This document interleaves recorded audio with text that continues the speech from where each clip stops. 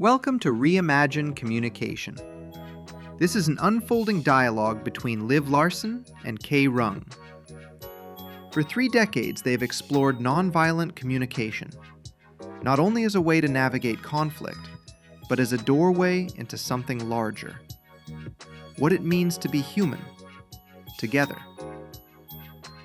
Here, communication is not technique. It is presence. It is listening for what longs to be heard. It is daring to stay open in the midst of complexity. These conversations are living questions about truth, about connection, about the courage to meet life as it is and as it could be. You are invited to listen, to pause, and perhaps to discover something new moving in you. Let's begin.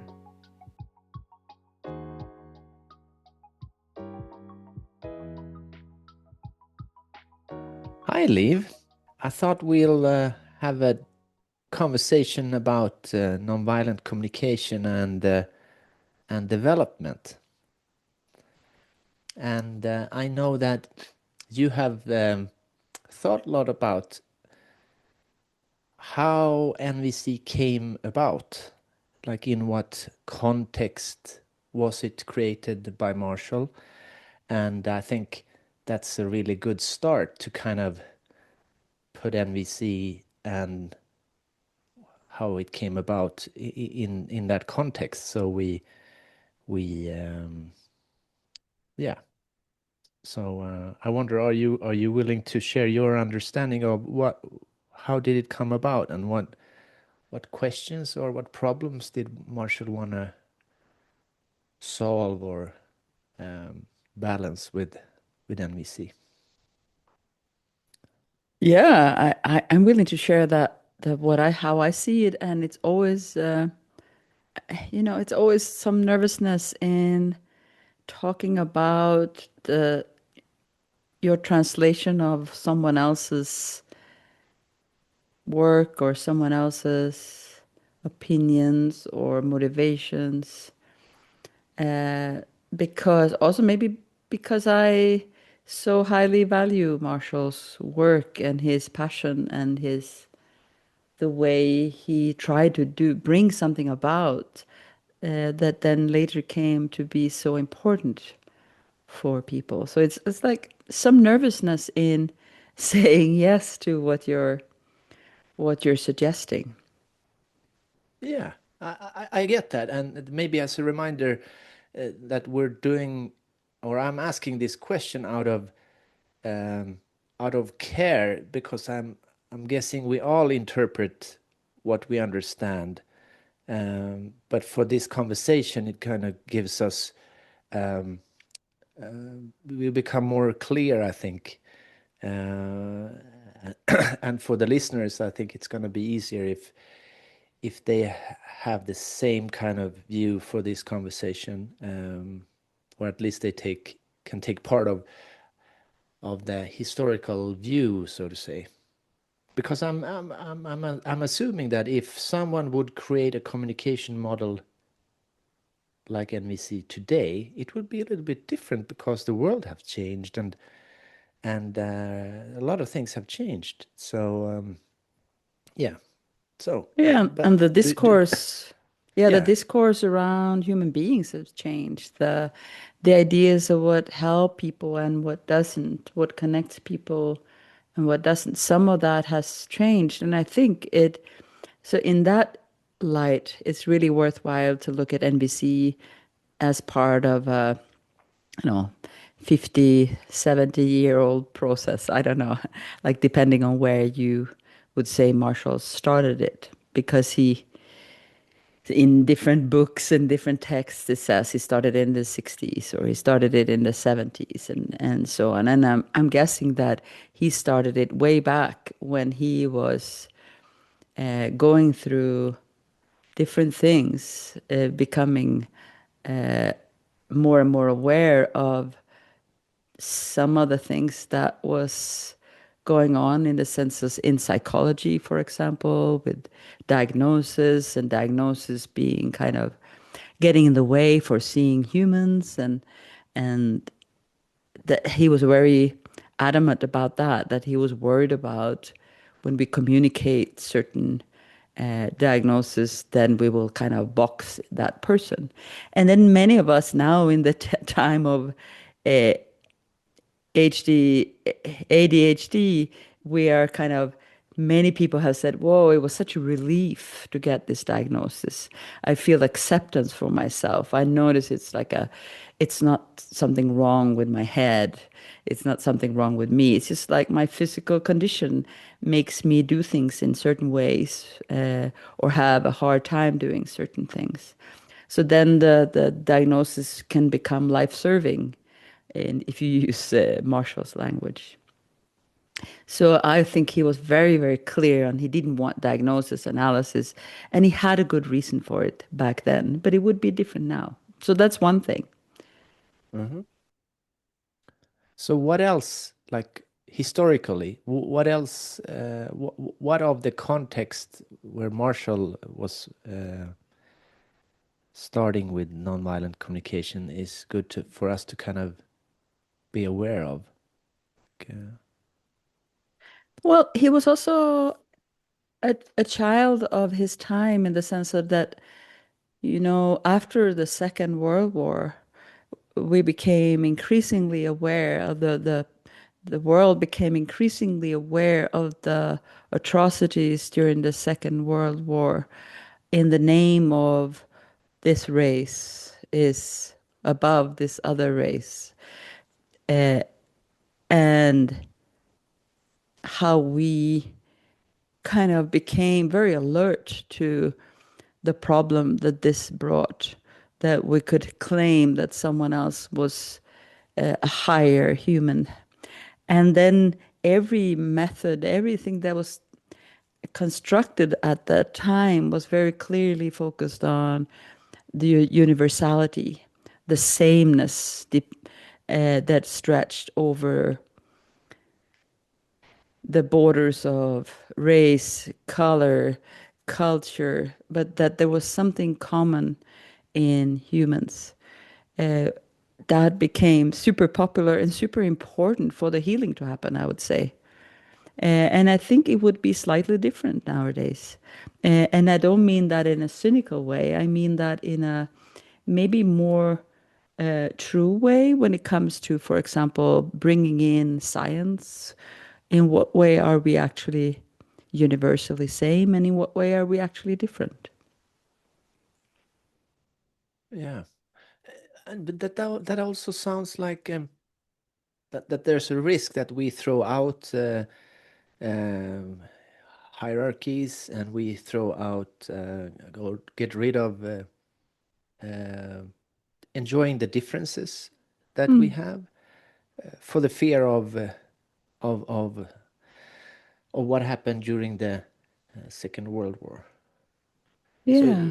so would you say that, or would you agree to that NVC was trying to kind of balance what was going on in the world at that time?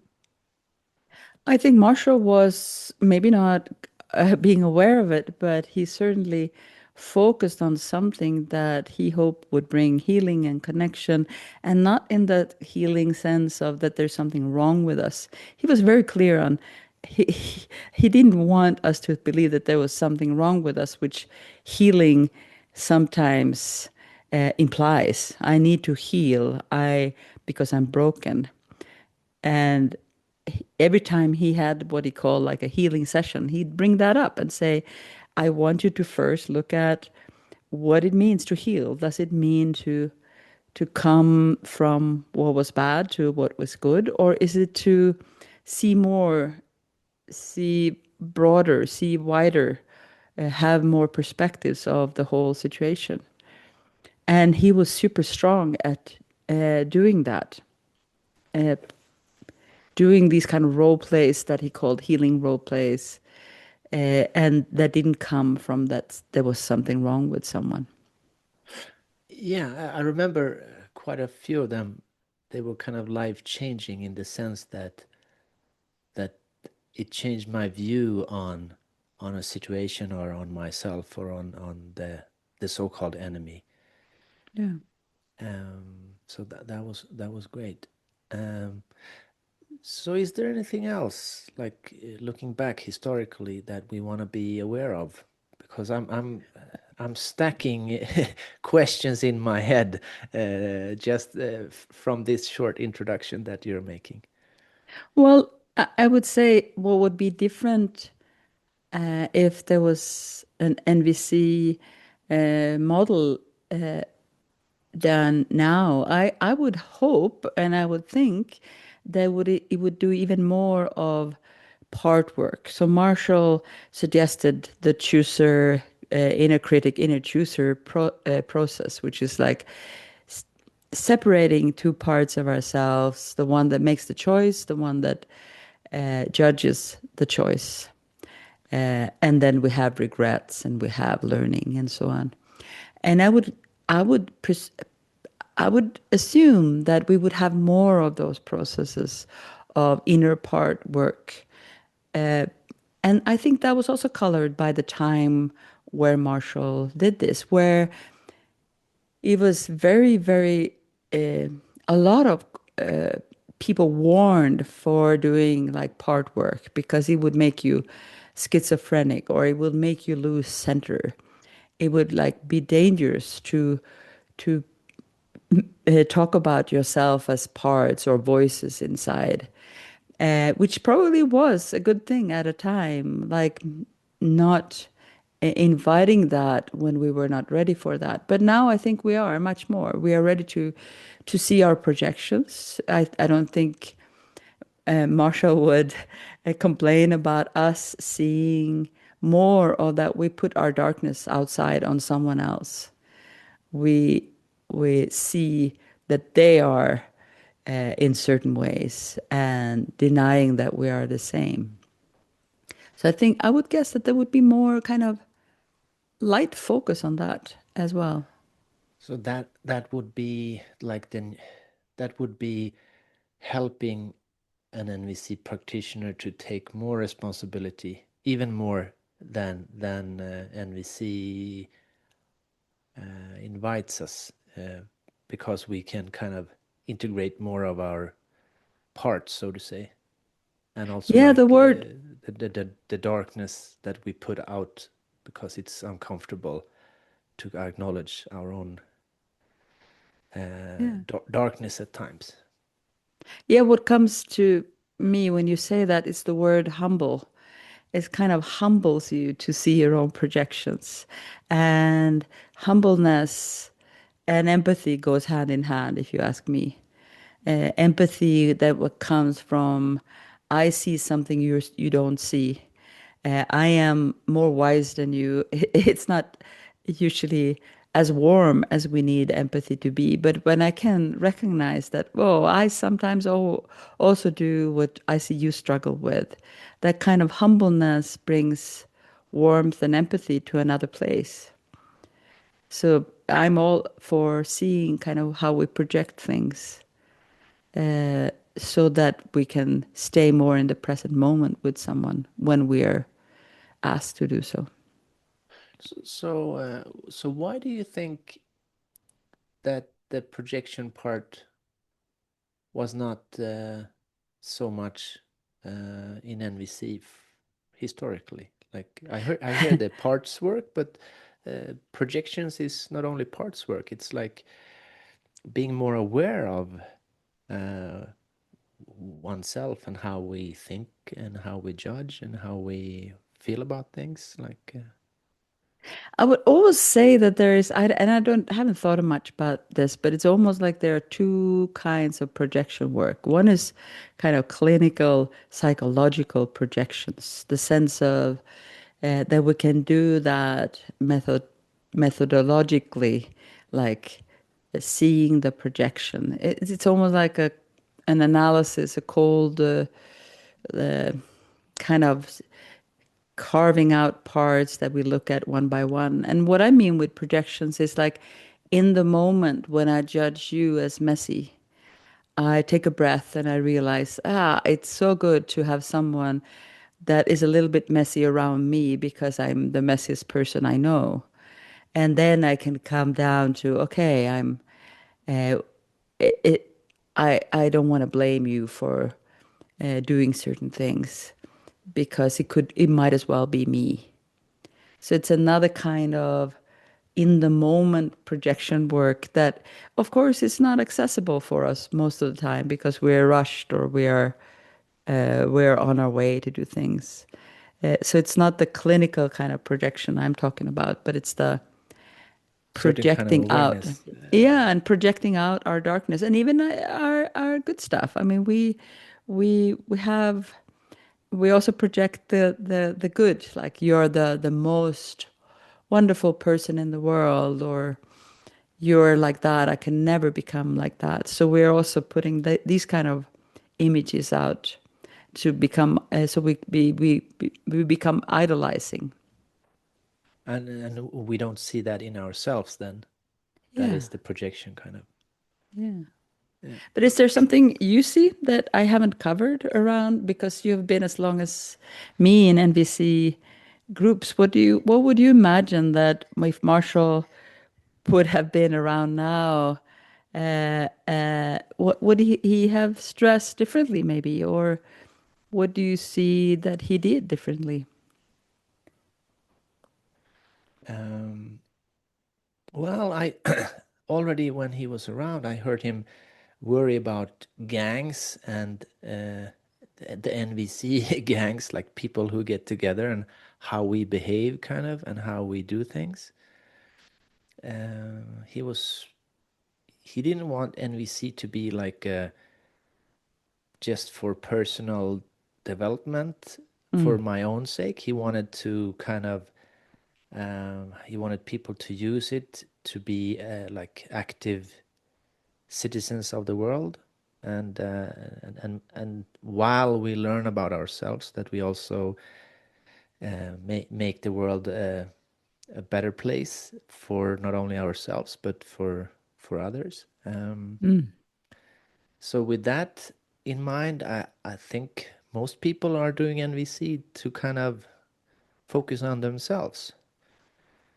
Um, and it's I think that's a hard one because it's so intriguing to kind of learn more about yourself, to kind of grow and develop and get access to more depth within yourself. So so I don't miss that part, but I miss it from how it's been practiced. Like, um, but And aren't you there's saying also that when if we could stretch and look at not only ourselves but also at the people and the systems around us, that could actually help us grow. But it's a tricky kind of balance to find. What does that mean? yeah, for me, our the topic of development is kind of interesting when we talk about this, because I need to have like a pretty strong like a sense of what I believe, and to be willing to kind of risk challenging structures or workplaces, or and I see a lot of people are working on getting a stronger kind of I in the sense of what I value, and finding my own voice. So I see that as a good thing, but I think it's been too simplified in the sense that, well, we should work on the world, and I'm not sure Marshall saw the challenge in that the individuals, if we engage in trying to change the world too quickly, we'll create a more of a mess. So I think there's some things that needs to be prioritized, and that I miss a little bit. But like you and me, we're doing this reimagined communication project, both with this podcast and with the program that we're doing, and so we're trying to aim at these dilemmas or challenges. So I think like to be able to talk about competences and differences, I think that would be a good thing. Not as me being better than you, but me being more capable than you in a certain area, or so, to kind of have access to that kind of resource. So equality sometimes becomes dangerous, I would say, because we might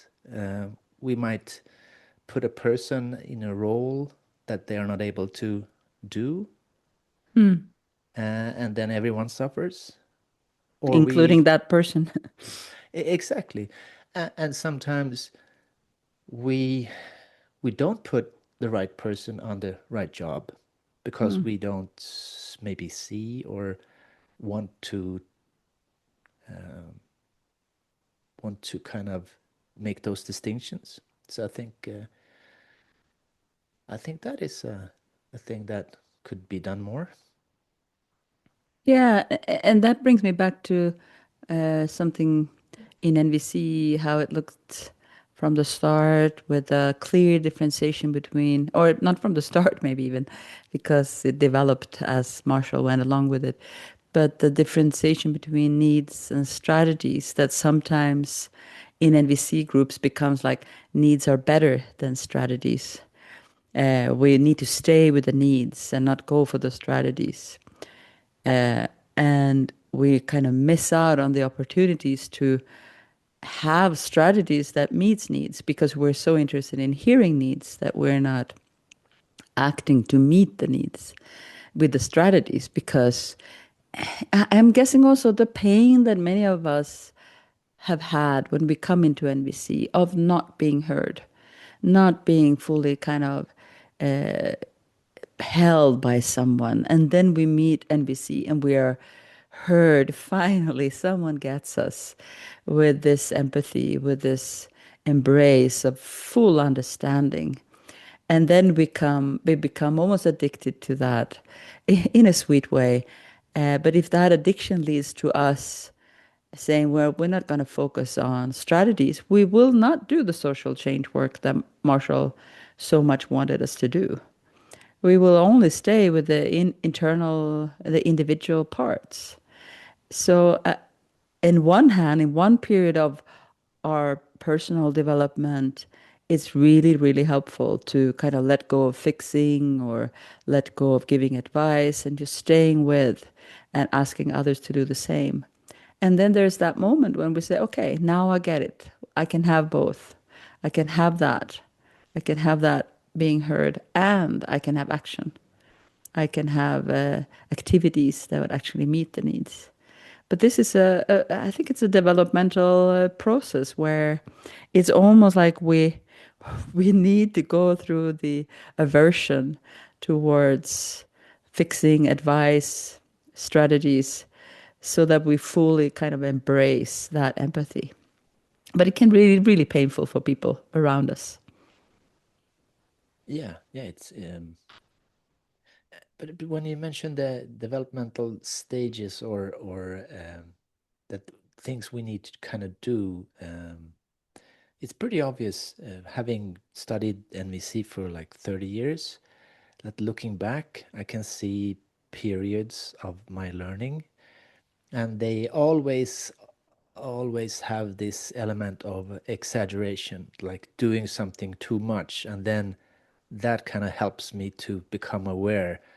Like if I'm only listening, and I remember having this sentence from Marshall, that like the strongest need we have is to contribute. So then I took that idea and I kind of overdid it. So I kind of forget about myself and my boundaries, and I became really bitter, and because I was helping more than I was actually able to, or no, I was able, but I expected something back, but I wasn't. And that was a kind of dirty thing, to expect something. So you should always give. And then the pendulum kind of went the other direction to kind of explore and do like my own boundaries, and then I overdrew that until. So it seems like we grow or learn through kind of crashing or overdoing something, and then we try to balance it, and I think NVC as a process collectively also does that. Like we're collectively overdoing some things, and then we try to balance that. But it's a messy thing, I would say. Yeah, it is so easy that it becomes unbalanced because we enjoy the impact. I remember for myself the word or the need word integrity that I found out in, and it was like everything was about integrity for some time. And now it's very clear it's just one part, but at that time it was the part, the most important thing. And I'm glad I was at that stage. It's like I really learned a lot. But of course, I and others suffered for my one-eyedness around that. Yeah. So I've been thinking about this need for acceptance, or the word acceptance, that sometimes it seems like the idea of development or learning or changing or growing or whatever you want to call it, we don't want to do that because that means that I'm not okay as I am. So my Mm. need for acceptance kind of keeps me from evolving, from learning, from growing, and it seems to be like part of it, but it's also kind of frustrated because it can take a long time to kind of uh, learn how to meet that need for acceptance. So, what do you have to say about that? Yeah, I think it is part of what we talked about before. You talked about to contribute, and I talk about integrity, and it's the same. It's like when there's only that need, it's so good to have that acceptance. It's so nice to just relax into the moment, into just being with what is. It's so sweet. So of course we want to breathe into that and have that acceptance. But we both studied what theory, Terry O'Fallon's model, and she uses a beautiful metaphor, a metaphor I like anyway, about with a balloon. So she says you can have a small balloon and that's beautiful, you know. Nobody would claim that a bigger balloon is better than a smaller one, but it's different. It's clearly different. So acceptance for me is saying, okay, I have a small balloon around this. And then as it's blown up, as it's growing, it's like, wow, I can have more than acceptance. I can have as well, I can be curious about meeting the unknown or the discomfort and see, can I have acceptance around that, even if a lot of my inner part says, no, no, no, don't go there. Just So accept that you're you are where you are. so you're saying that if I inflate my balloon, that would mean that I can see that there are some things that I'm not still or yet able to do, and I can also have acceptance for that, so I don't have to kind of say no to growing and learning as a reaction, but I can feel okay and also want to be more. Is that I how to wasn't, interpret the no, the balloon metaphor? no, that was not exactly what I was saying, but I like that as well. No, it's more like I can look back and I can see that I could have acceptance for something I did 30 years ago, because my balloon was only that big. I was only that developed. And then I can see that hopefully now my balloon is bigger. I've developed. I have more awareness of things. But also then I have more responsibility because I do see more. So acceptance at certain stages is going to mean different things. I would not accept of myself to do some of the things I did back then. That would be not acceptable for me in this moment. But I So want that my would younger part to have acceptance. so that is the balloon. Like when you were younger, the balloon were smaller, you were less capable, and you knew you understood less, and you were less aware.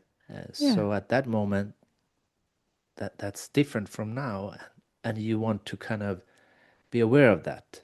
yeah, And it's a good thing, I would say, if you have kids, or so we don't expect our kids to have the same size balloon as we might have. yeah. That would be pretty stupid, to put it bluntly, I would say.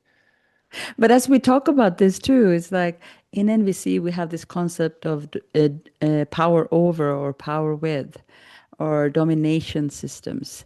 And many times development is kind of mixed into that kind of language. It means that if I develop or if I strive to develop, I strive for more power, and then it means power over. So then development becomes a bad thing. It's like why shouldn't we just accept where we are, instead of development being like, I'm curious what's behind next corner. I'm accepting where I am, and I'm curious about what can I learn next, or what more can I see in life. They are not contradictory, but when we use things like power over or power with, we might get fussy about that, and we might just stay with acceptance and power with just the sense of being okay with what is, instead of saying, but I want to take more responsibility. I want to take on this task, or I have developed now, so now I'm ready to do this and that. Hmm.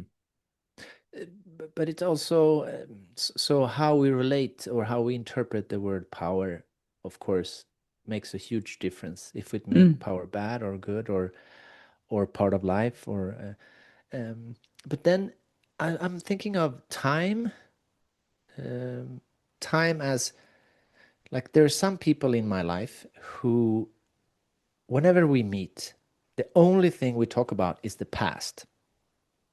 Like we're not, I don't hear that person projecting any future. Like I don't hear about plans or longings for the future. It's almost always reminiscing of the good days from the past.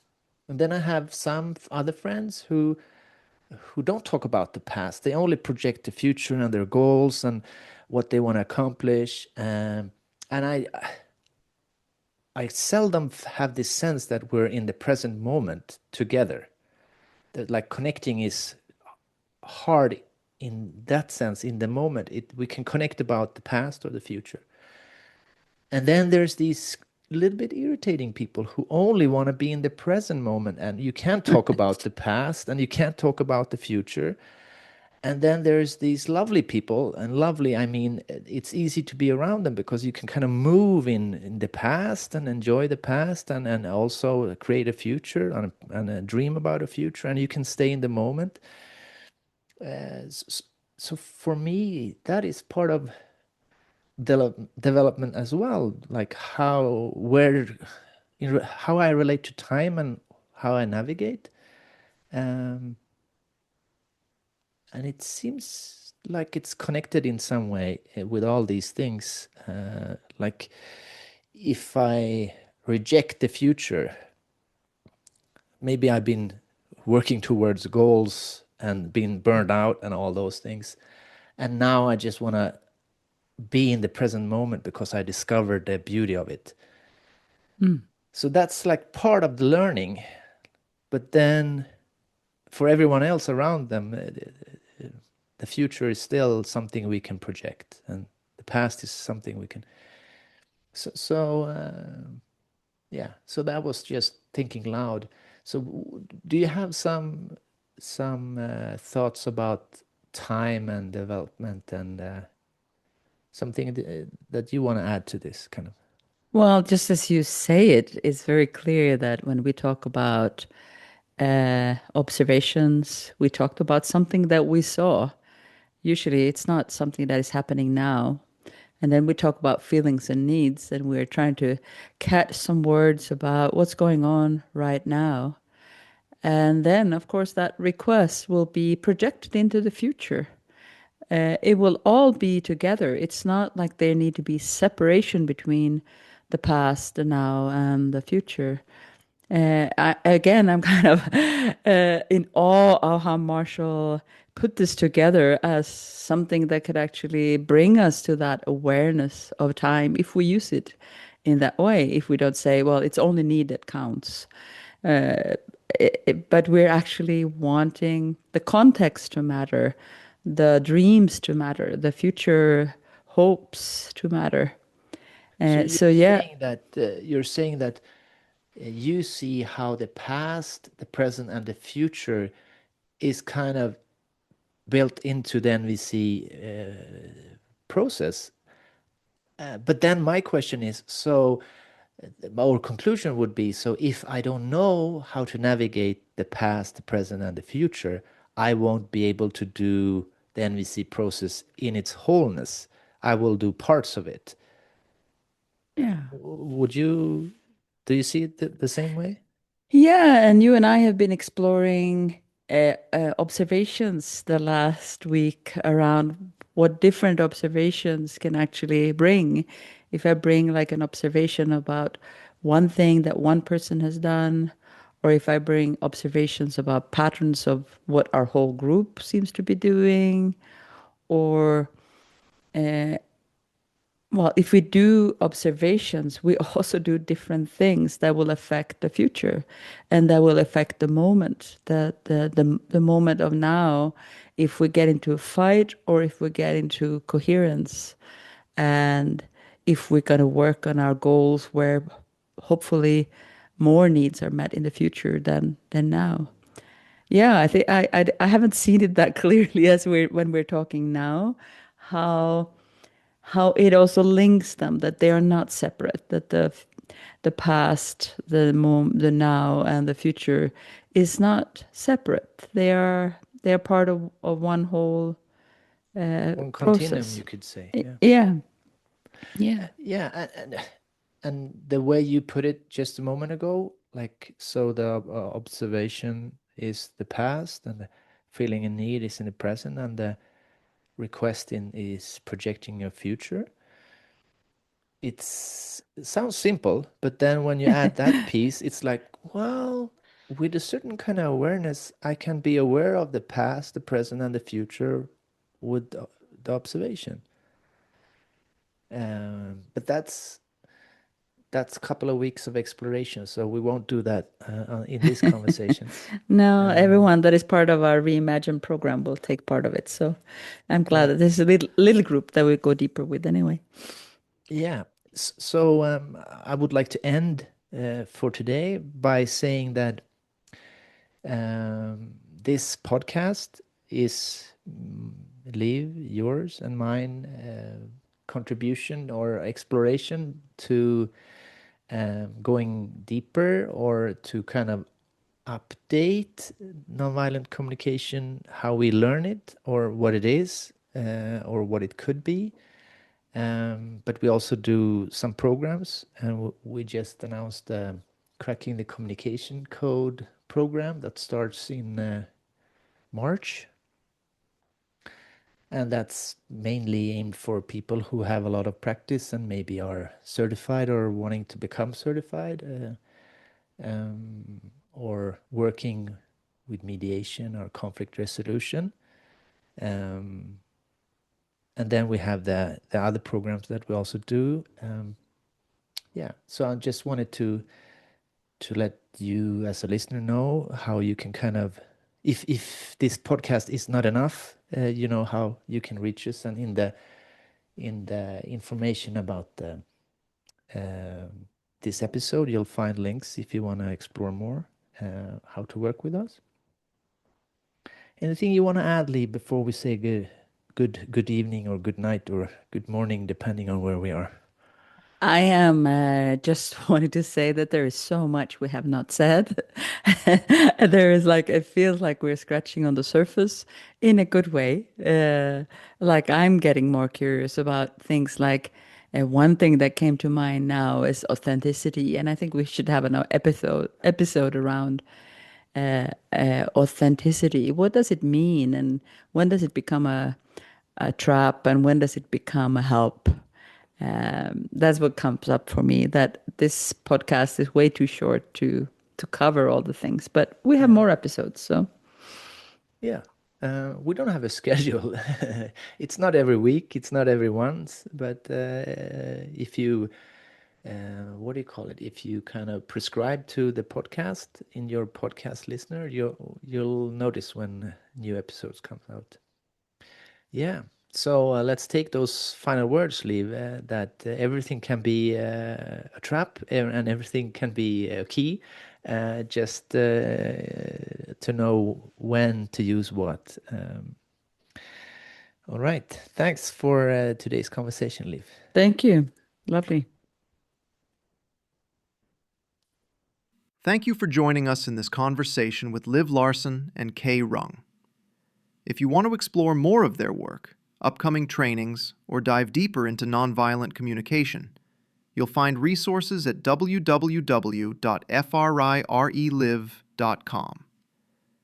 In the show notes, you'll also find links to books mentioned in this episode, as well as more information about our international mediation program and the Reimagine Communication program, designed for those who want to deepen their practice in mediation and bring nonviolent communication more fully into everyday life.